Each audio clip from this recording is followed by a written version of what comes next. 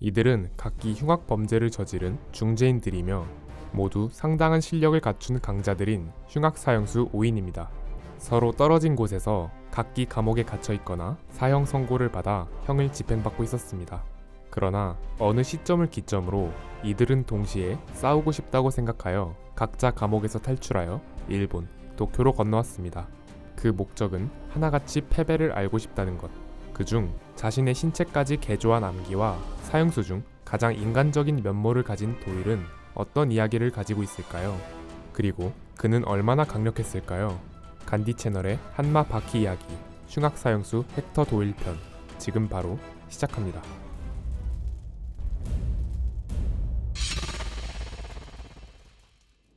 도일은 사형 선고를 받아 전기의자형에 처해졌으나 아슬아슬하게 살아남게 됩니다. 이때 간수에게 총을 뽑으라고 권유하며 총을 발포한 간수를 순식간에 제압합니다.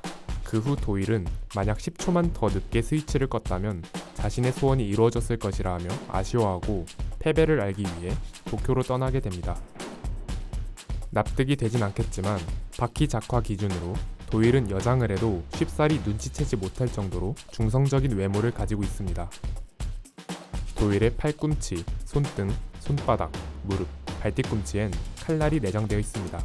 칼날 때문에 일상생활이 불편하진 않냐는 질문에 손 안에 스위치가 내장되어 있어 자신이 직접 작동하지 않는 한 각각의 무기는 작동하지 않는다고 합니다. 몸 곳곳에 심어둔 칼날 외에도 스프링 장치를 이용한 펀치와 상대방 쪽으로 폭발하는 폭탄 재킷을 활용하는 모습을 통해 인간 병기다운 모습을 보여줍니다.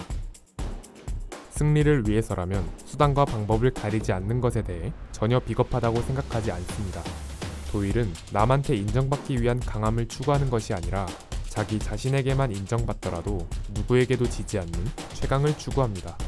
도일이 바라는 진정한 패배는 자신의 전력을 다한 끝에 승리를 빼앗기는 것이라고 합니다.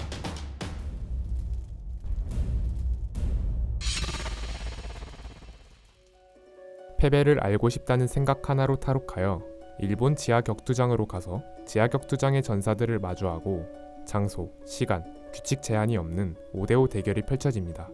이후 학교로 찾아가 바키에게 싸움을 거는데 바키가 창문 밖으로 뛰어내려 도망간 후 싸움은 별일 없이 마무리됩니다.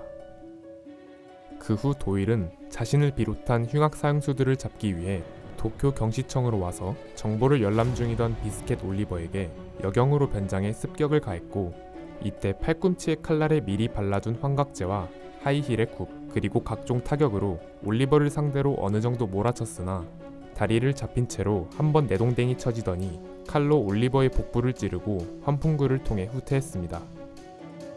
이후 게리 스트라이덤과 만나 대화 중에 시노기 고쇼에게 뜬금없이 습격을 받기도 하는데 목전만을 노리는 고쇼의 치밀한 공격에 탈탈 털리다가 스프링을 이용한 고무고무 펀치와 가슴에 장착한 폭탄 재킷을 이용해 승리했습니다. 그 후 우연히 쇼핑몰의 엘리베이터에서 레츠카이오와 조우합니다. 도일은 이런 장소에서 싸우기는 좀 그렇지 않느냐고 하지만 레츠는 지금 당장 이대로 싸워도 상관없다고 답합니다. 그러다 도일의 제안으로 술집에서 같이 술을 마시게 됩니다. 고쇼에게 폭약을 사용해서 이긴 것에 대해 비겁하다 말할 셈이냐고 레츠에게 질문하지만 레츠는 이 질문에도 상관없다고 답변하자 도일은 고순도의 술을 입에 머금고 촛불을 이용해 화염 공격을 하려다 레츠의 반격으로 쿠나이의 눈이 찔리게 되면서 싸움이 시작됩니다. 그 직후 레츠는 도일이 시도했던 화염 공격을 그대로 도일에게 되돌려주고 친절하게 소화기로 도일의 몸에 붙은 불을 꺼주고 자켓 속에 미리 준비해둔 수십 개의 쿠나이를 계속 던지자 도일은 술집 밖으로 도주하지만 레츠의 채찍으로 발목을 잡히게 됩니다. 중국 무술의 간판이라 할 수 있는 존재이자 카이오의 칭호까지 가지고 있는 레츠는 각종 무기술에도 통달했고 도일은 이런 중국 무술의 진가를 알지 못해 탈탈 털리게 됩니다. 레츠에게 무기를 사용하는 걸 비겁하다고 생각하느냐는 질문이나 이길 수만 있다면 무기든 뭐든 사용하면 되는데 파이터들은 참 무르다 라는 스탠스를 중국 무술의 대가인 레츠에게도 드러내다 보니 레츠는 도일의 태도에 분노하여 중국 무술을 너무 얕봤다며 일갈합니다. 분노한 레츠에게 청룡도에 베이고 도일의 최후 수단이던 폭탄 재킷까지 막히면서 봉술에 이르기까지 온갖 방법으로 신나게 얻어터지고 패배를 선언하기 직전이었지만 뜬금없이 잭 한마가 튀어나와서 레츠를 마취제로 잠재운 뒤 나중에 몸이 낫거든 자신과 싸워보자 하고 떠나면서 간신히 목숨을 부지하게 됩니다. 이때 정신을 잃고 쓰러진 레츠카이오가 지나가던 불량배들에게 소매치기를 당하자 도일은 불량배들을 순식간에 제압하고 각종 부상과 피를 흘리는 만신창이가 된 몸으로 레츠를 아침까지 지켜줍니다. 해가 완전히 뜨고 나서야 깨어난 레츠는 이 상황을 보고 이 사람은 자신의 적이자 사형을 받아 마땅한 죄인이지만 직전의 전투를 통해 빈사 상태인 몸으로 자신을 지켜준 것은 사실이기에 도일을 등에 업고 강 위를 달리면서까지 신심의 본부로 데려가 치료해주게 됩니다. 간호를 통해 레츠와 도일은 약간의 친밀감이 생기지만 레츠가 잠시 자리를 비운 사이 도일은 홀연히 사라집니다. 그리고 얼마 지나지 않아 이번엔 오로치 카츠미와 수련생들에게 찾아가서 자신에게 수혈을 해줘서 고맙다는 감사 인사와 자신의 행동에 대해 미리 사죄한 후 방호복으로 자신을 감싸고 신심의 본부에 분진 폭발을 일으킵니다. 그리고 도주하던 중 마주친 도포에게 올리버와 레츠에게 크게 혼나지 않았냐며 놀림당합니다. 올리버는 길을 걷다가 운석에 맞아 죽었고 레츠는 대지진에 휘말려 갈라진 땅속으로 사라졌다는 뻔한 거짓말을 하며 가지각색으로 도발하자 화를 참지 못한 도일은 돋보에게 맨손으로 달려들었지만 돋보는 회전방어로 가볍게 도일의 주먹을 막아내고 연타를 먹입니다. 그리고 도일은 다시 신심의 본부로 끌려오게 됩니다. 도장으로 끌려온 뒤 전신에 2도 화상을 입은 카츠미와 대면하게 되었고 카츠미는 도일이 패배를 인정할 때까지 몇십 번이고 때려 눕혀주겠다고 선언합니다. 도일은 팔에 내장된 스프링을 이용한 고무고무 펀치까지 사용하지만 역부족이었습니다. 식사를 마친 후 또다시 시작된 결투에서 하단차기로 도일을 눕힌 뒤 얼굴에 정권을 겨눈 채 패배를 인정하겠냐고 물어오는 카츠미의 질문에 답하지 않고 버티자 그대로 앞면에 무지막지한 하단 지르기를 맞고 또다시 실신하고 맙니다. 도일이 다시 정신을 차렸을 땐 카츠미가 자신은 더는 이놈을 부술 수가 없다며 도일의 승리를 선언하고 자리를 떠났다는 소식을 전해 듣고 도일은 직접 카츠미의 집으로 찾아가 자신의 윗도리를 벗어 그의 발 앞에 펼쳐놓으며 자신의 패배를 진심으로 인정하게 됩니다. 이후 카츠미의 도움으로 중동으로 밀항하는 배에 올라타기 전 카츠미와 작별의 인사를 나누며 가라테를 한 가지 동작만 가르쳐 달라고 합니다. 카츠미는 정권 지르기를 가르쳐주며 하루에 100번씩 매일 하면 된다고 답한 뒤 배에 올라타는 도일에게 자신의 검은 띠를 던져줍니다.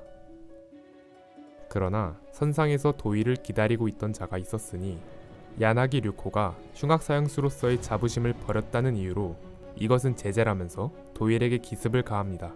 도일은 레츠의 쿠나이에 이미 한쪽 눈을 잃은 상태에서 나머지 한쪽 눈마저 야나기의 독수에 스쳐 실명하고 맙니다.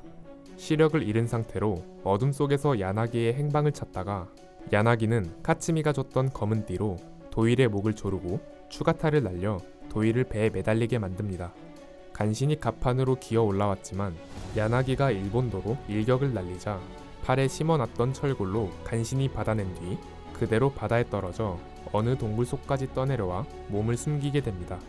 하지만 이곳에 비스켓 올리버가 찾아왔고 올리버에게 맨손으로 맞섰으나 베어허그 한 방에 실신하고 체포됩니다.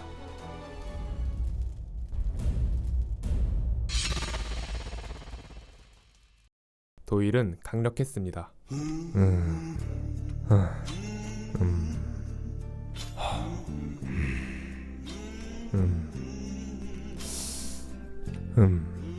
그렇습니다.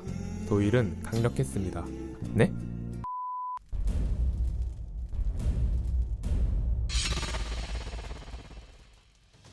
도일은 각종 흉기를 몸에 지니고 바퀴의 교실에 침입하면서 2층을 한 번에 오르는 비범한 신체 능력도 보여주었으나 처음에 5대5 결투 멤버로 선정조차 되지 못했던 카츠미에게도 여러 차례 패배했습니다.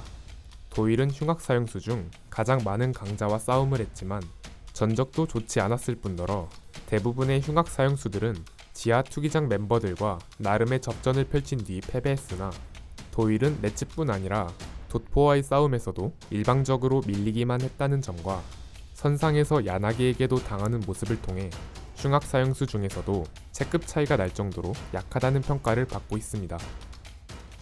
처음 바퀴 학교에서 등장할 때의 자세가 제법 유명하며 이후 도일이 전투를 시작하기 전에는 이 자세를 취하는 모습을 자주 보여줬습니다. 올리버에게 잡혀간 이후에는 의료형무소에 보내졌습니다. 도일은 의료형무소에 입소하면서 소장과 기묘한 대화를 합니다. 자신이 너무나도 소중한 빛을 잃게 되면서 빛을 대신해줄 예민한 청각이라는 보물을 얻게 되었는데 청각이라는 또 하나의 감각을 잃는다면 과연 어떤 게 손에 들어올까라며 스스로 고막을 터뜨리면서 청각까지 차단했습니다.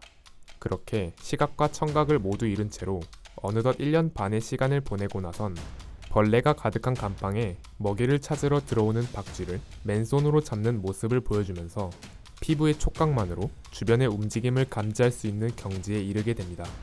무엇을 위해 이 예민한 촉각을 단련했는지는 알려지지 않았으나 이후 다시 등장할 수 있는 여지를 남기게 됩니다.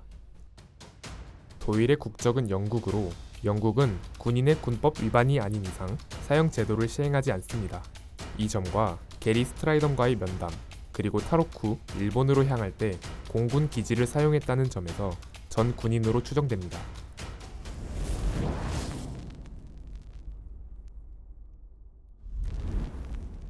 흉악 사형수 중에서 가장 인간적인 면모를 보여준 도일.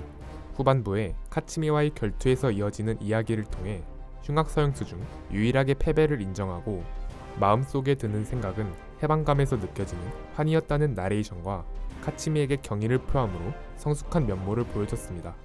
그래서 비록 강력하진 않았지만 스토리와 캐릭터 자체가 매력있는 인물이었던 것 같습니다. 긴 영상 시청 감사드리고 저희는 간디 채널이었습니다. 감사합니다.